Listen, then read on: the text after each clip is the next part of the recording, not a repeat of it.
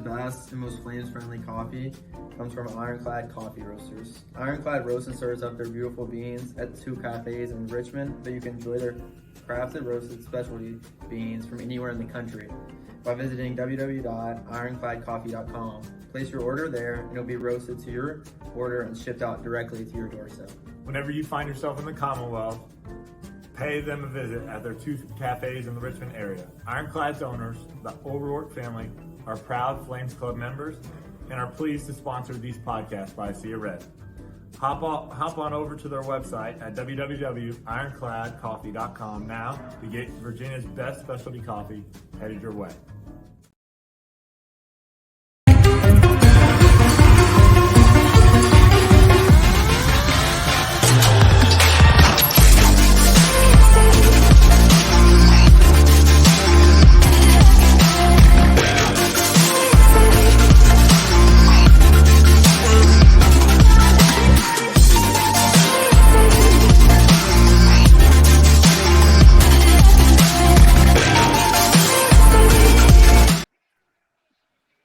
Welcome back, Richie Longshots.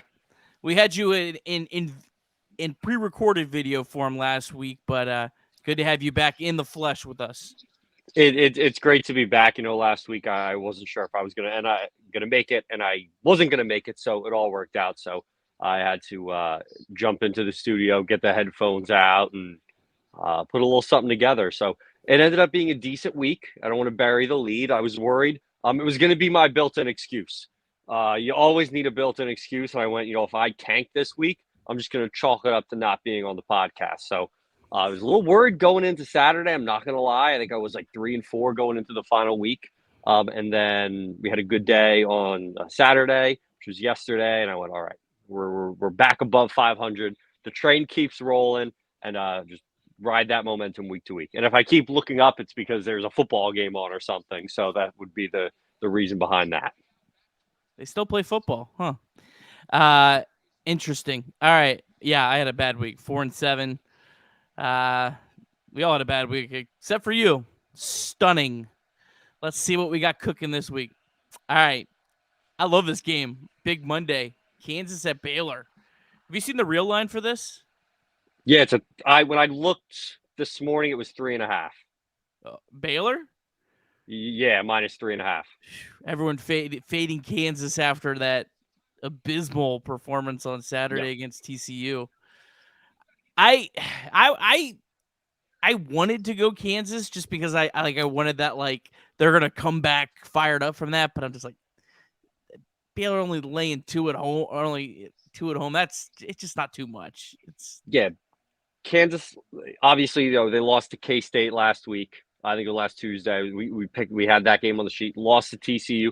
Kansas 1-4 against the spread in their last 5, and the spread already moving from 2 to some books had it 3. The largest number was 3.5. Wouldn't be shocked if it gets to 4 by the time they tip tomorrow. But no, give me Baylor.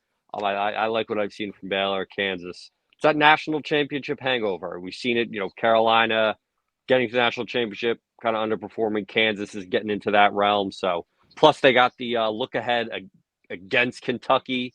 So it's very interesting spot for them. Yeah, I'm with you. I can't go against Baylor, but I'm worried about that. Kansas needs this one, or that's kind of, trying to get the train back on the tracks, but that'll be a fun game to watch. Also tomorrow, Duke at Virginia Tech. Man, I went back and forth. I think this line actually opened -1, which I like a little more for Virginia Tech. I went with Duke. I feel like Duke really needs this one on the road. Why'd you go Virginia Tech? Very simple. I hate Duke. Said it before. I'll say it again. Doesn't matter who they're playing. I hate Virginia Tech too. Don't get me wrong. But at the end of the day, I'm going to go Virginia Tech. Both teams very bad against the spread. Combined, they're 1-9. Combined in their last 10. Duke, however, 1-7 this year against the spread away from home. Anytime Duke comes to town, you're going to get the students fired up. So I imagine Blacksburg is going to be rocking. I don't know the name of Virginia Tech's basketball arena. I don't even know if they play Enter Sandman like they do in football games, but I'm going to assume it's going to be rocking. It's going to be loud. It's going to be a tough place to play. And there's some whispers. John Shire's in over his head, but those are just whispers that I've heard in my own head. So Virginia Tech it is. It is Castle Coliseum, and I have been to a game there. Oh. I saw the Liberty Flames take a 4-point lead into halftime at Virginia Tech and lose the game by like 30. That doesn't sound like the mid-2000 Liberty sporting teams. Sure was. It's a terrible arena. I cannot believe it's an ACC arena. It's a dump, but neither here nor there. All right. Wednesday, good one. Xavier at UConn. Xavier, my local team. I went with UConn. UConn's rolling. They lost at Xavier. They kind of have this, they need the redemption. I think UConn's going to win this. 8 is a lot, but yeah, I went with the Huskies.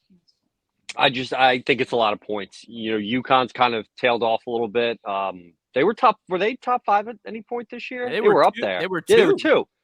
Kind of faded a little bit. Lost to Seton Hall. Not very good this year. Lost to St. John's, who's not good at all this year. I think the game's going to be a shootout. Both teams score points. And, in that situation, give me the 8. I just think it's too many. 5, maybe I would have leaned towards UConn, but 8, I'll go with Xavier and hope they, go on the road. Keep it close. UConn is 2-5 in their last 7 games, and they are still ranked number 6 in the country in KenPom.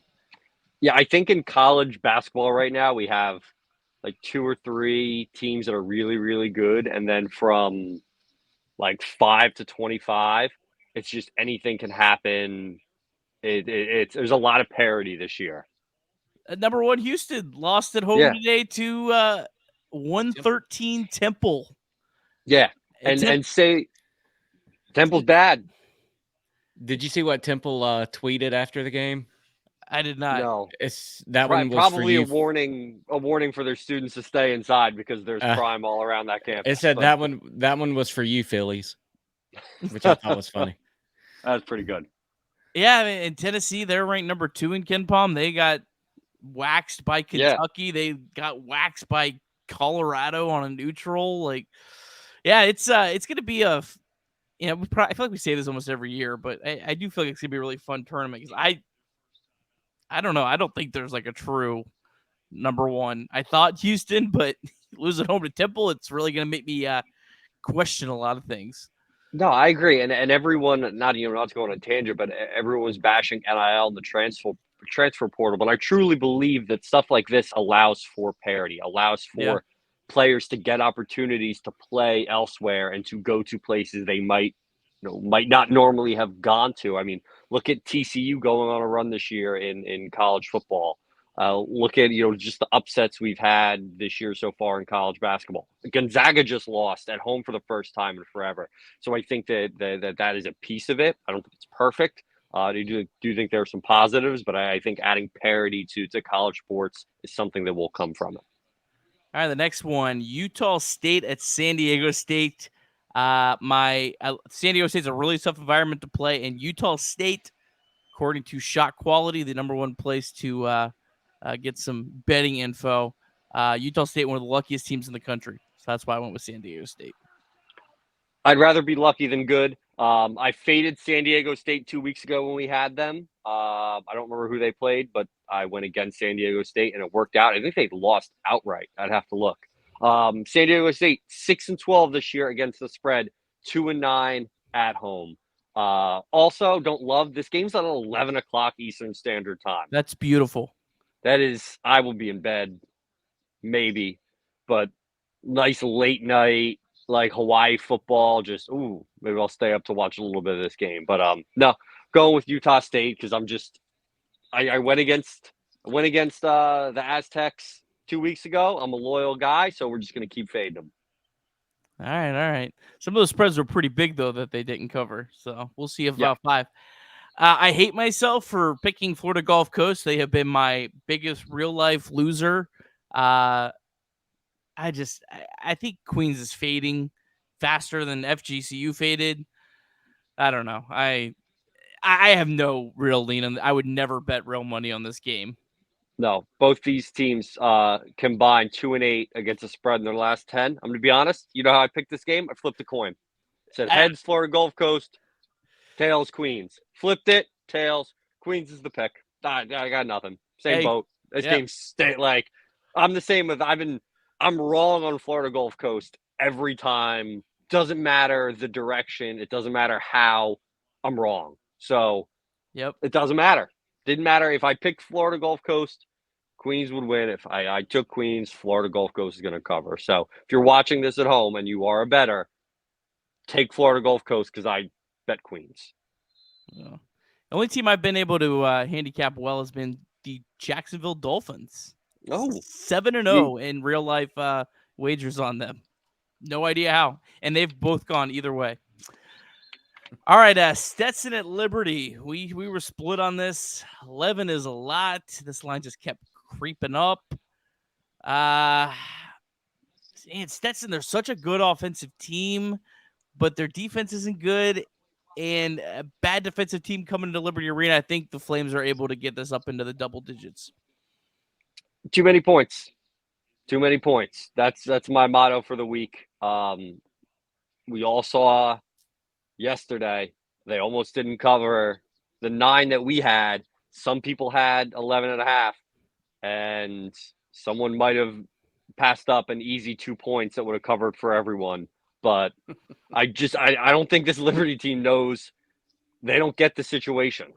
And 11 points, like if they're up by 10, missing free throws yesterday. It was a whole big. I didn't have money on the game, and I was getting mad about it because I had it for the podcast. And I had people in my DMs like what did you have it at? It was the spread was all over the place. So it was right there, double digits. I think we win by 10, not 11. Just too many points. All right. That's exactly why I went with Austin P in the next game. Kennesaw's coming off some real emotionally charged wins. I think they're going to let Austin P hang around. I think 10's too many. That's my logic. I get Austin P is bad. They're awful. They lost their last 4 by more than 10 points. So I in my head, I think it's going to be kind of the opposite, where Kennesaw State just runs them out of the gym the first half, and then they kind of like sneak back. It's like, all right, they're up by 15 with 10 to go, and then they're up by 12 with 5 to go, and now I have to find the game on ESPN Plus. My wife's getting mad because I got the other TV with Law and Order on. Like, it's just, I just already know how this is going to end on Thursday night. It's just going to be with me having to watch the end of this game. But I just think Kennesaw State 11-12. But again, it's going to be close. It's just going to be bad all around. I totally see it going the other way. Kennesaw overtime win at Stetson. 2-point win at Florida Gulf Coast. They had an emotional weekend. They're coming home playing a garbage team. I think they're going to come out and it's going to take them a while to find themselves. So I think it'll be the opposite. I don't know. We'll see. Might be a Austin P first half Kennesaw State game parlay. Yeah, Austin P would be a good first half bet. Yeah, there we go. All right. I'll put that in the back of my head. All right. Kansas at Kentucky. I mean, Kansas is just so much better. Like, this is one of those don't be stupid. They're the better team. Yeah. Like, just don't overthink it like a certain someone did trying to be cute. No. Kansas, again, I didn't sing Kansas any praises 10 minutes ago, but they're better than Kentucky. I don't care where this game is being played. Are these games, are these cross conference games? They're not. Yeah, it's a Big 12 SEC challenge. It's not neutral site, right? The game is at Rupp. Yeah, at Rupp. I think Kansas will probably be like 3-point favorites in this game. Yeah, I think it'll because it's logical. Kansas is the better team. Yeah. Take it. Anything under 3 points, Kansas. Vegas is going to try to sucker people into taking Kentucky. Yes. Alabama at Oklahoma. I mean, Alabama's just so much better. They've been a wagon this year. Tough game on the road. Weird, in the middle of conference play. 6 is a lot, but I don't know. I can't go against Bama at this point. No, who did Alabama's killing Oklahoma? Yeah, who did Oklahoma just beat? They had a decent win recently, so I think that's going to inflate things a little bit, which will be helpful with the number for Alabama. Everyone in the Big 12 beats everyone. Yeah, all the way around. Oklahoma does not have a good win this year. Did they win their last game? Nope, they've lost 2 in a row. Their best win of the year is number 28 West Virginia in Ken Palm, who's 11-8. West Virginia's 28. That is shocking. Yeah, I'm probably confusing them with one of the other Oklahoma schools. Ken Palm, man, this year has some real like stinky teams that have really have some inflated metrics. Like I said with UConn, they're 6th in the country and they're 2-5 in their last 7. Like that's pretty insane. Stetson at Queens. I think Stetson wins this game by a ton. I think they are so much better than Queens. They've played well on the road this year. Stetson has been a wagon. So I can't go against Liberty right now, although I did on Saturday. But Stetson's a wagon. I wrote I think it's a 50-50 game. I think Stetson takes it out, though. Probably not a 50-50 game, maybe 60-40. I love the over in this game. Don't know what it is yet, but I already love it. Whatever it is, hammer it, because this is going to be very little defense played. Saturday showcase, just points.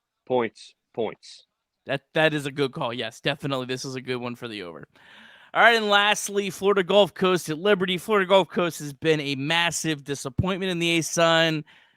12 points is just too many against a team that is the only team that I think has potentially as much talent as Liberty. 12 points is too much for that.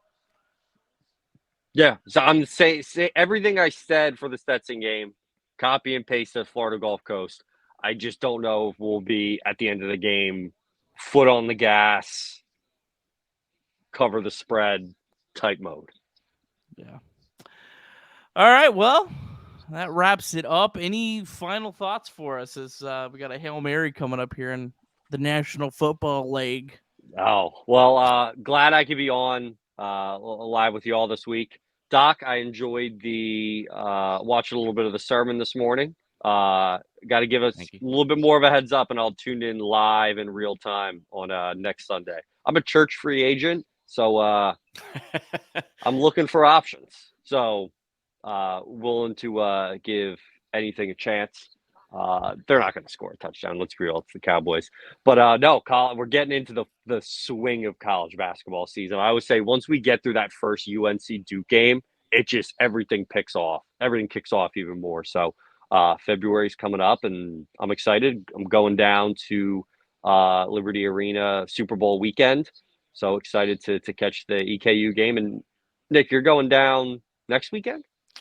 Unfortunately, it's not happening. I'm sorry. Had a setback, but hopefully I can get down there sometime soon. But yeah. Well, you enjoy it. We're just over a month away from conference tournaments. February 27th is the ASUN start. So that's crazy. What I don't remember from last year. Did they play those games during the day? Nah, they're all at night. They're all at night. Okay. Yeah, they don't stagger them either, which is so dumb. Like, why would you have a conference tournament and not like even if like you did like 6:30, 7:30, like stagger them a little bit so people could watch a little bit of the other ones. I don't. Yeah. So the ASUN had Kennesaw State in their number 1 in their power rankings, so they don't know what they're doing. So we won't worry about it next season. Yeah. Yeah, those will all. I think they play that on a neutral in Texas, right? And probably. And those will all be. That's fun. I cannot wait for a tournament like that. That was one thing I loved about the Big South was I was dialed in from noon to 10 o'clock at night. It was awesome. One game goes to overtime, and now all the other games are getting pushed back. Like the sports books don't realize that the games are getting pushed back. It's a mess, but it's in a good way. Yeah. All right. But thank you guys. We'll see you next week, hopefully. We'll see you. All right.